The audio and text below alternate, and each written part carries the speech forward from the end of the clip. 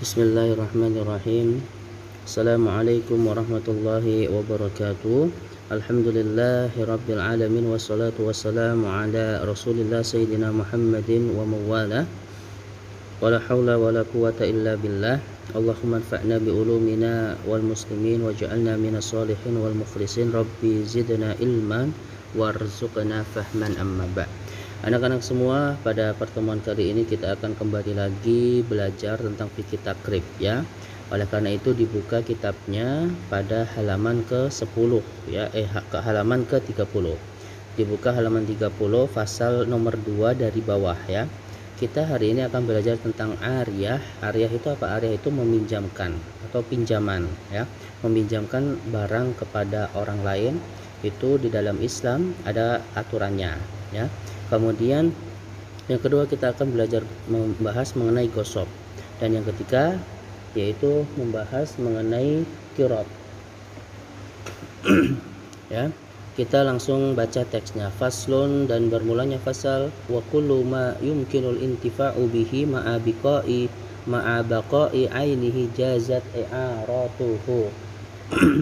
Wa kullu, dan setiap ma barang atau sesuatu barang, yumkinu yang bisa al intifa'u dimanfaatkan bihi kemanfaatannya, ma'a baqa'i disertai tetapnya ainihi zatnya, barangnya itu tetap, jazat i'aratuhu maka sah atau boleh dipinjamkan. Jadi maksudnya bagaimana? Setiap benda, setiap barang yang ada manfaatnya ada manfaatnya maka boleh, ada manfaatnya dan legal, artinya dibolehkan secara syara, maka boleh dipinjamkan ya, boleh dipinjamkan, sah untuk dipinjamkan selama fisiknya tetap sah, fisiknya tetap utuh ya, fisiknya tetap utuh. Idza kanat manafi'ahu atharan. Kemudian musannif Abu Syuja' menuliskan lagi, idza kanat manafi'ahu atharan, apabila barang tersebut manfaatnya berupa asar, artinya barang yang dipinjamkan itu maka harus manfaatnya itu berupa asar, berupa nilai kegunaannya, bukan fisiknya. Contohnya sepeda motor. Sepeda motor itu dipinjamkan, kegunaannya itu bukan fisiknya tetapi nilai kegunaannya. Manfaatnya itu bukan fisiknya tapi nilai kegunaannya, yaitu berupa dikendarai. Jadi ketika dikembalikan ke pemiliknya maka utuh, fisiknya masih utuh. Beda halnya dengan contohnya lilin. Kalau kita minjam lilin maka yang nilai gunanya itu adalah fisiknya, kan dihidupkan kemudian habislah lilin tersebut, bukan kegunaannya. Maka nggak sah meminjamkan lilin atau kita meminjam lilin, maka yang sah adalah meminta. Kemudian watajuzul ariyatu mutlaqatan wa muqayyidatan bimuddatin. Watajuzu, dan dibolehkan al-ariyatu akad ariyah atau meminjamkan barang tersebut mutlaqatan secara mutlak, artinya tidak dibatasi. Jadi meminjamkan motor ya sudah dipinjamkan saja, tidak dibatasi harus 1 hari atau 2 hari gitu ya. Jadi boleh, tidak dibatasi. Dan sewaktu-waktu yang pemilik barang tersebut mau meminta barang tersebut, motor tersebut, maka dibolehkan. Wa muqayyidatan bimuddatin, dan dengan cara muqayyad yang waktu ditentukan ya. Jadi mutlakon itu waktunya tidak dibatasi, kalau muqayyad maka waktunya dibatasi. Contohnya saya meminjamkan motor ini selama seminggu, selama 3 hari, kan itu dibatasi waktu. Wahia madmunatu 'alal musta'iri bi qimatiha yauma talafiha. Ya, wahia, dan maksudnya di sini akad ariyah, madmunatun dijamin, 'alal musta'iri bagi yang meminjam. Jadi minjam barang tersebut maka harus dijamin oleh yang meminjam. Apabila rusak maka harus diganti. Bi qimatiha, dengan harga atau dengan nilai, yauma talafiha ketika barang tersebut rusak ya. Contohnya kita meminjam motor ya, ketika meminjam motor barang tersebut rusak atau hilang, maka kita wajib mengganti motor tersebut dengan harga atau nilai yang sesuai. Nah, kemudian kita masuk ke bab menggosok. Menggosok itu apa? Menggosok itu mengambil menguasai barang orang lain dengan zolim, ya, dengan zolim atau tanpa seizin orang lain. Faslun, dan bermulanya fasal. Waman gosoba, waman dan barang siapa gosoba menggosok malan harta li ahadin orang lain, lazimahu maka wajib radduhu mengembalikan, wa ursu naqsihi dan biaya kekurangannya, wa ujratu mislihi dan upah semisalnya. Nah, jadi kita sekarang akan membahas mengenai gosop, ya. Jadi wajib bagi seseorang yang menggosop harta orang lain, barang orang lain, itu wajib mengembalikannya. Wa ursu naqsihi dan wajib juga mengganti rugi biaya kekurangannya ketika kita menggosop menggosop barang orang lain, kemudian ketika mau dikembalikan ternyata ada yang cacat, ada yang rusak, maka kita wajib mengganti kerusakan tersebut, ya. Wa ujratu mislihi dan membayar upah yang semisal. Artinya kalau kita menggosop seumpamanya sepeda atau motor deh, ya, selama 5 hari, maka kita harus membayar harus membayar dari yang kita pakai, motor yang kita pakai selama 5 hari itu kita harus membayarnya atau bayar sewa lah, ya.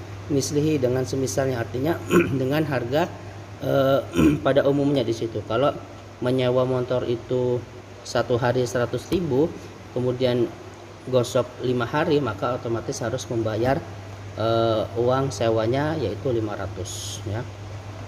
Fa'in talifa domanahu bimislihi, fa'in maka jika talifa rusak domanahu dijamin bimislihi dengan semisalnya. Kalau barang yang kita gosok itu rusak, maka harus diganti dengan yang semisalnya atau yang sepadannya. Contohnya motor, maka harus diganti dengan motor juga. Ingka nalahu misli, jika punya barang yang semisal, artinya selain barang yang hilang ini atau yang rusak ini, yang di tempat lain itu ada, sehingga kita bisa menggantinya. Kalau nggak ada bagaimana? Contohnya motor tersebut adalah motor unik yang hanya ada satu-satunya di dunia, maka wabiki matihi illam yakul lahu misli, maka dengan nilai dari barang tersebut jika tidak memiliki yang semisalnya. Karena motornya unik, maka harus karena tidak ada penggantinya, maka harus diganti dengan nilai berharga dari motor tersebut, ya. Aksaro makanat min yaumil ghosobi ila yaumit talafi ya, maka nilainya yang diambil adalah nilai yang terbesar dari hari pertama gosop, dari hari gosop sampai hari rusak. Jadi ketika mulai menggosop motor tersebut di hari pertama itu harganya, contohnya karena motor unik 50 juta. Kemudian ketika hari kelimanya ternyata sudah turun menjadi 25 juta, maka kita yang menggosop harus mengganti di nilai yang terbesar, yaitu di angka 50 juta. Nah, ya. Nah, kemudian kita akan melanjutkan pembahasannya. Untuk kesimpulannya bisa di pause videonya, kemudian bisa kalian baca. Nah, kemudian kita akan belajar tentang qirat, ya. Qirat ini adalah pemberian harta oleh sepemilik harta kepada seorang pekerja untuk mengelola hartanya. Nah, nanti keuntungannya dibagi sesuai kesepakatan.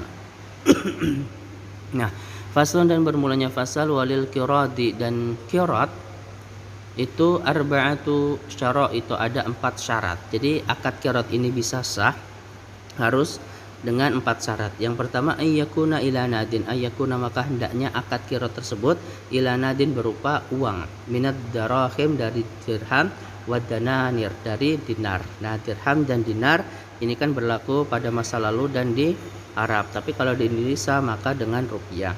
Wa ya'dana rabbul mali lil amili fit tasarrufi mutlaqan, wa ya'dana dan memberi izin siapa? Rabbul malin, pemilik modal, lil amili kepada amil, yaitu pekerja yang mengelola harta tersebut, fit tasarrufi dalam mentasarufkan, artinya mengelola harta tersebut, mutlaqan secara mutlak, ya.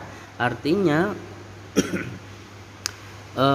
si pemberi modal di sini tidak membatasi untuk si amil pekerja itu dalam mengelola harta. Dibatasi seperti apa? Contohnya kalau mengelola pakaian, ya, usaha pakaian, harus beli di sini, pakainya harus seperti ini, maka itu tidak sah. Aufima la yang qati'u wujuduhu ghaliban, aufima atau terkait sesuatu la yang qati'u yang tidak terputus wujuduhu keberadaannya ghaliban secara umum. Maksudnya intinya adalah bahwa si pemilik modal tadi tidak boleh memberatkan si amil, tidak boleh memberatkan. Ya, membatasi tadi sudah jelaskan, memberatkan contohnya adalah si pemilik modal mendikte, ya, memberikan modal harus usaha ini dan usaha tersebut adalah sesuatu yang susah untuk dicari, maka ini memberatkan bagi amil dan tidak boleh. Wa ayyashtarita lahu juz'an ma'luman, dan pemilik modal harus mensyaratkan, ya, bagian tertentu minarabhi dari keuntungannya. Jadi di awal akad itu harus ditentukan bagian bagi si amil, apakah itu 1/2, apakah 1/3. Kalau tidak jelas bagiannya maka tidak sawa. Alla yuqaddara bi muddatin, dan si pemilik modal tidak boleh menentukan batasan waktunya. Contohnya saya memberikan 10 juta untuk usaha selama 1 tahun. Nah, tidak boleh menentukan batasan waktunya.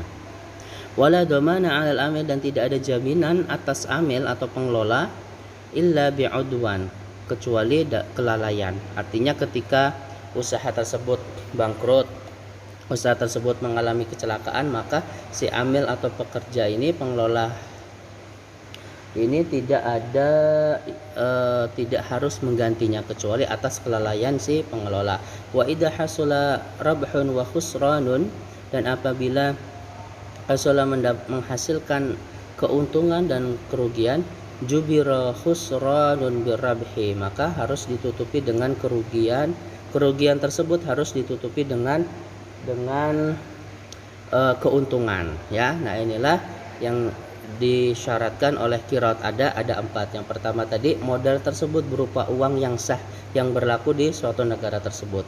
Kemudian yang kedua, pemilik harta harus mengizinkan kepada pengelola untuk bebas, tidak dibatasi, ya. Kemudian penentuan jatah atau bagian dari keuntungan itu harus jelas, apakah 1/3, 1/4. Kalau tidak jelas maka tidak sah akad qiraat ini. Kemudian yang keempat, tidak dibatasi dengan tempo waktu tertentu. Jadi terserah pengelolanya sampai kapanpun. Dan kalau si pemberi modal ingin memutuskan kerjasama ini, maka boleh kapanpun. Karena akad qiraat ini termasuk akad jaiz yang boleh kapanpun. Artinya jaiz itu tidak terikat oleh orang lain. Jadi kapanpun mau diputuskan maka boleh. Nah, yang terakhir, bahwasanya pengelola ini tidak bertanggung jawab, tidak menjamin dari usaha tersebut apabila ada kecelakaan, kebakaran atau kerugian, kecuali kalau si pengelola harta tersebut lalai, ya. Nah, mungkin sampai sini pembahasan materi pada kesempatan kali ini. Apabila ada yang kurang paham atau tidak jelas, silahkan boleh hubungi Ustadz. Oke. Nah, katim bi qiraatil hamdalah. Assalamualaikum warahmatullahi wabarakatuh.